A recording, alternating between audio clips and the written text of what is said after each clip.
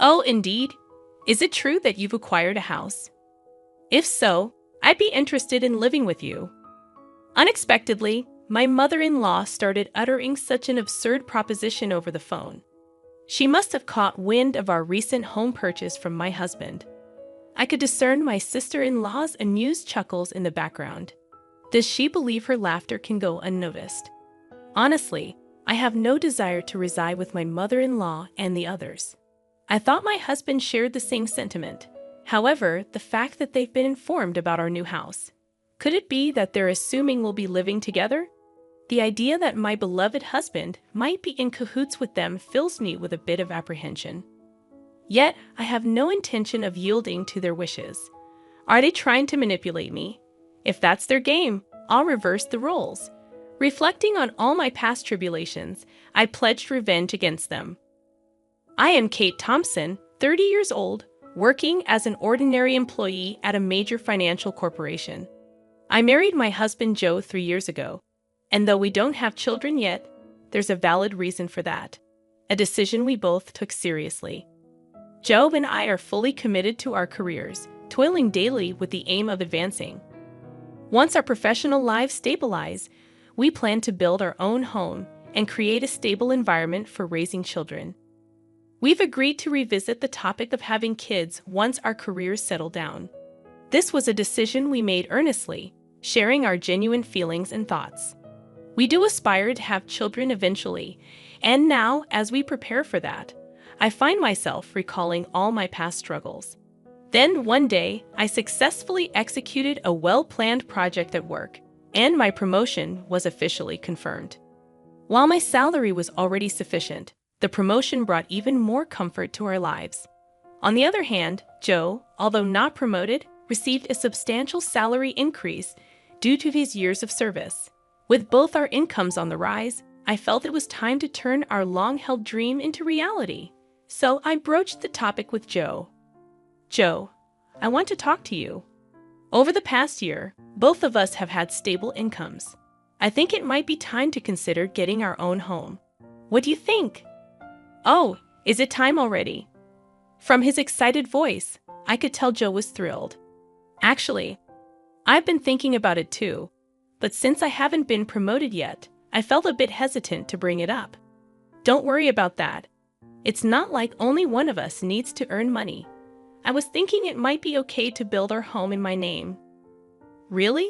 Well, you do earn more now. If you're okay with it, let's build our home in your name.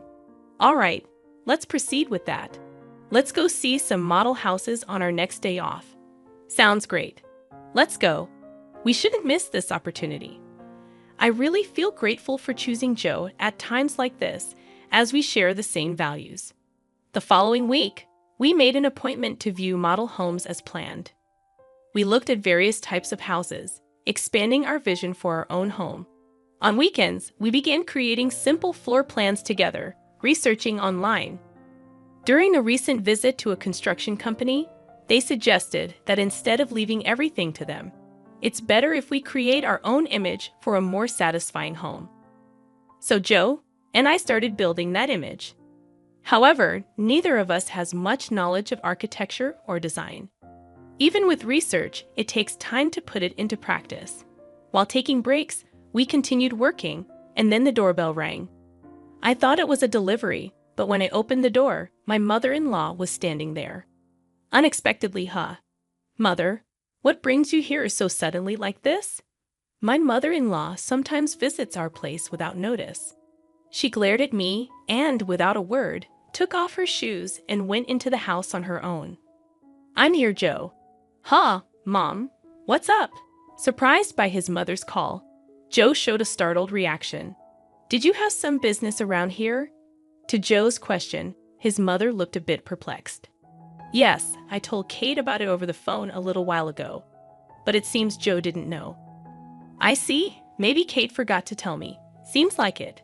Kate, even though she's still young, has a terrible memory. That's not true, Mom. It's not forgetfulness. Kate is incredibly busy with work, and at the same time, she takes care of the household. Her mind is always full of things to do. You're such a kind boy, Joe. If your late father were here, he definitely wouldn't have forgiven that. I really respect Kate from the bottom of my heart. So, Mom, why did you come here today? To Joe's question, his mother smiled contentedly. Then, she slowly took out a travel brochure from her bag, spread a page with a post-it note on the table, and showed it. Listen, Joe.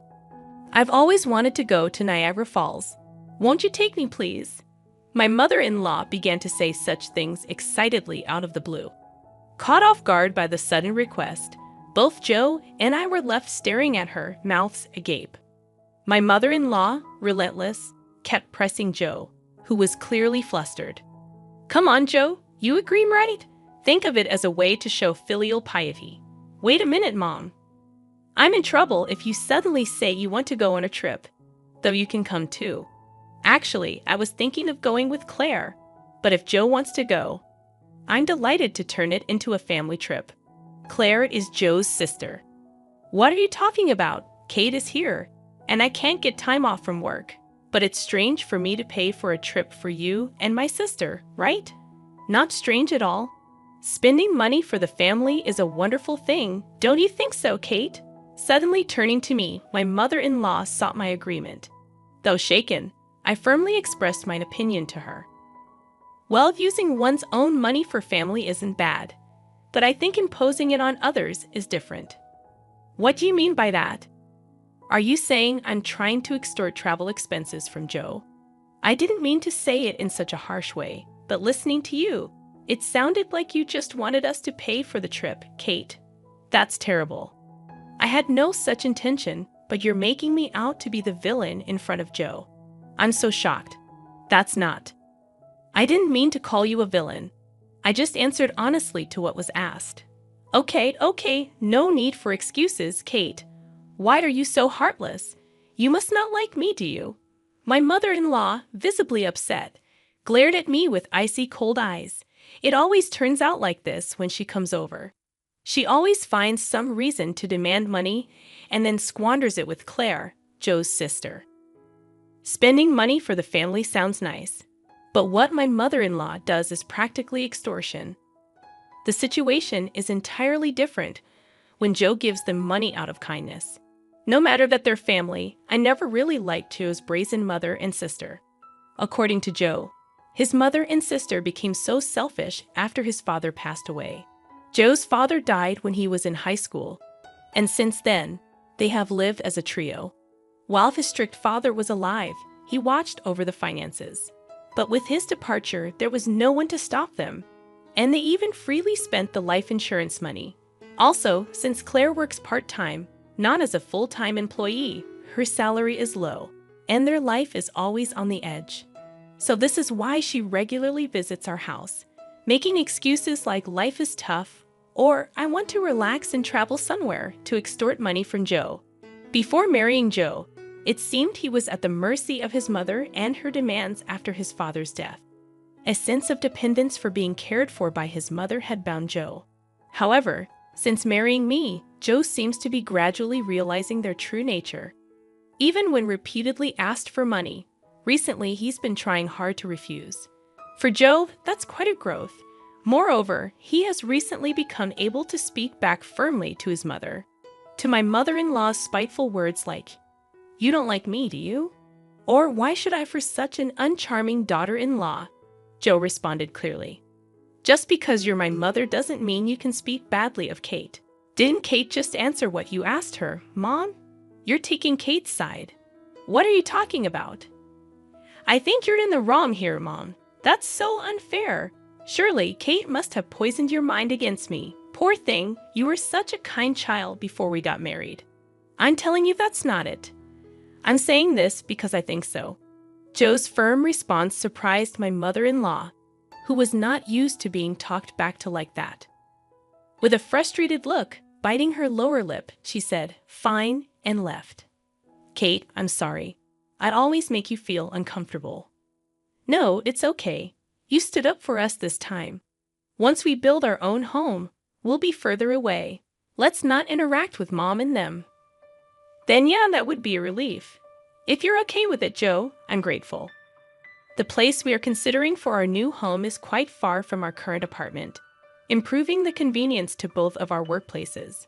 Our current apartment is about 5 train stations away from Joe's parental home, but the new house will be 3 times farther and require transfers. The route from the station is also complex, so if we don't give them the address, they won't be able to find our new home. It's a good chance to cleanly break off our relationship with my mother-in-law. Later, we submitted our imagined floor plan to the construction company, and the construction started 2 months later. After about half a year, our $500,000 dream home was completed.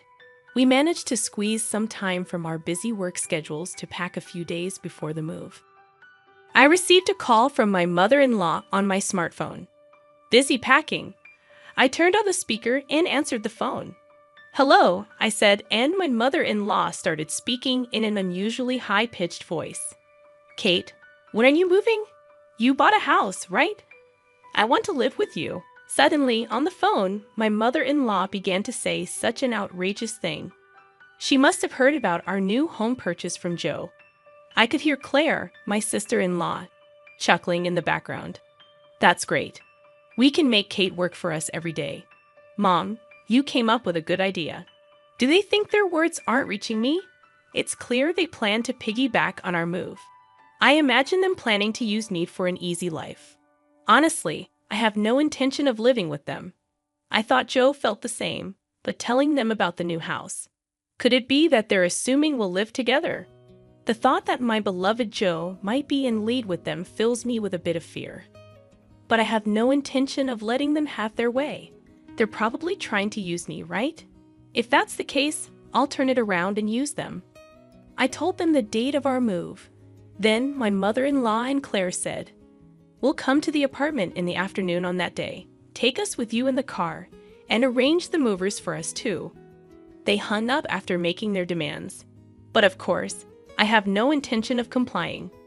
For now, I'll check the facts with Joe. As I was about to go and tell Joe this, he was already standing behind me. "Joe, you were there. I came to say we should take a break, but was that Mom on the phone just now?" "Ah, yes. I was going to talk to you about it too." "Why did you tell your mother about our new home?" "It's not like that. Actually, when Mom came over last time, she seems to have seen the floor plan of our new house. She kept pestering me about it every day. So, Kate, I'm really sorry." "I see. So you don't intend to live with your mother, right?" "Of course not. After hearing that phone call, I'm even thinking it's better to cut ties with her." Joe's expression was filled with more anger than ever. It was the first time I had seen him this angry. From what Joe told me, my mother-in-law had seen the layout of our new home and was convinced it was a spacious house. She had pretended to be interested and called Joe repeatedly, asking him about the number of rooms and details of the facilities. But it seems that Joe is on my side, which relieved me. Then there's no problem at all. This made me determined to get my revenge on my mother-in-law. I've had enough of her saying whatever she wants, but it's goodbye to that now. I'll make sure to settle this properly. And so, the day of the move arrived.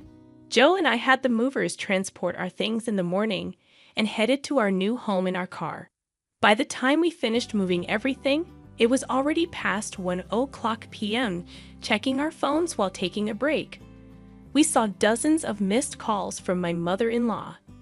"She called me too," Joe said, sounding weary. Then, my mother-in-law called again. I answered the phone with the speaker still on. Hello, Kate. Where are you? I told you I'd be at the apartment in the afternoon, didn't I?" Yes, you did say that. So what can I do for you?" "What do you mean? You didn't arrange for the movers. I've been waiting at home, and not a single truck has shown up. So I had to go to your apartment myself." "Is that so? Well, that's too bad. You know I didn't arrange for any movers." "What? That's not the agreement. Where is your new house?" "Huh? You really think I'd tell you?" After saying that clearly, my mother-in-law uttered a dumbfounded huh. She probably thought that as long as Joe was there, she could always have her way. But Joe is different now. He's my precious ally, trying to cut off the bad ties with his family. Determined to release all my pent-up feelings, I spoke firmly. Just to let you know, neither Joe nor I have any intention of living with the two of you from now on. Please don't involve yourselves in our lives. What are you saying? Your opinion doesn't matter. It's up to Joe to decide. At least tell me where the new house is right now. Huh?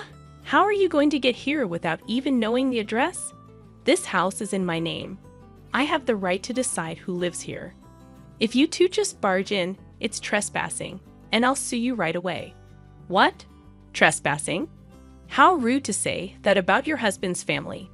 At that point, Joe spoke up in a deathly cold voice. Family? My father, who was a family member, is already gone, isn't he? What are you saying, Joe? After hearing that last phone call, I'm utterly fed up with you two.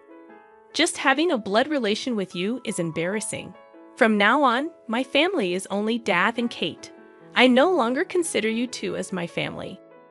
Wait, Joe, don't say such things. Don't bother us again, got it? With that, Joe hung up without waiting for her reply. He swiftly set his phone to block her calls. Hey, Joe, are you really okay with this? Yeah, I finally realized that Mom was just using me to her advantage. I feel completely relieved now. Joe looked truly refreshed, sincerely believing what he said. That's how we, as a couple, managed to cut off the bad ties with my mother-in-law and sister. Afterwards, they had to change their lifestyle drastically, as Joe stopped supporting them completely. Without any contact with Joe, they lost their fallback option. Later on, my sister-in-law's part-time income wasn't enough, and my mother-in-law had to start working part-time as well. Being a housewife for so long, she wasn't used to the working environment and was clumsy, often being disliked at her workplace. Meanwhile, we live a peaceful life in our new home, with no sudden visits from my mother-in-law anymore. We are truly stress-free. I'm endlessly grateful to Joe for believing in me and cutting ties with his toxic blood relatives. We might face various challenges in the future, but even then, I trust Joe, and we will support each other and walk through life together.